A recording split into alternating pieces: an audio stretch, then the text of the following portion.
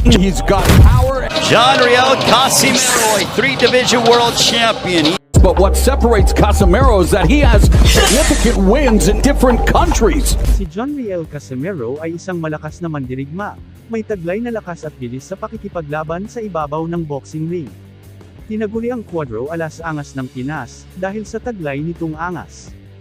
Bago makamit ni John Riel Casimero ang tagumpay ay maraming pagsubok ang kanyang pinagdaanan sa kanyang boxing career. Siya lang naman ang natatanging boksingero na nakalaban at lumayo sa 11 bansa.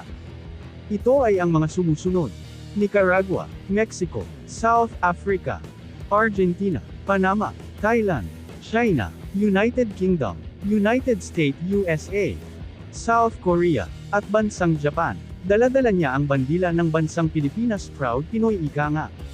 Siya din ang boksingero na hindi namimili ng makakalaban, lahat ng humahamon sa kanya ay kanyang pinapatulan. Sa dami ng pinagdaanan at nakalaban na boksingero ay talagang sanay na ito makipagbakbakan anytime anywhere. Halika at sabay-sabay natin panuulin ang mga labang mabibigat ni John Riel Casimero aka Cuadro alas angas ng Pinas. Ang laban niya kontra sa pambato ng bansang Mexico, Thailand, at United Kingdom. Unahin natin ang kalaban niyang taga-Mexico na si Pedro Guevara. Si Guevara ay may 18th wins walang talo at 13 knockouts.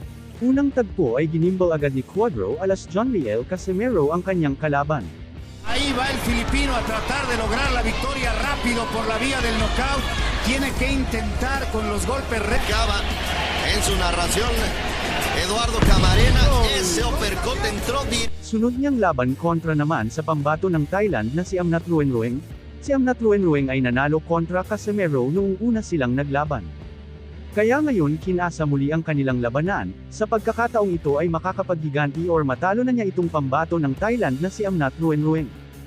Sa laban na ito ay talagang nasa estilo na ng kalaban ang pagiging magulang, dahil kitang-kita lahat ng mga pinaggagawa niyang madumi na estilo sa pakikipaglaban.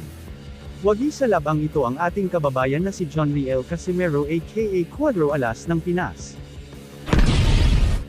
โดนฮุกซ้ายครับโอ้เราโดนครับเราโดนโอ้โหเผลอครับหมัดเดียวครับโอ้โหตาลอยอยู่ครับลุกขึ้นมาต้องโอ้โหโอ้โดนตัดลำตัวครับโอ้โหโดนตัดลำตัวลูกนี้ไปเลยครับอำนาจไม่เอาแล้วครับไม่เอาแล้วครับจุกครับ Ang sunod niyang laban ay makakalaban niya dito ang pambato ng United Kingdom na si Charlie Edwards, isang undefeated. Sa labang ito ay pinatumba ni John Riel Casimero itong si Charlie Edwards, panalo dito si John Riel Casimero. Önemli çizmek istiyorum. WBA Dünya Şampiyonluğu Fatih Siklet'te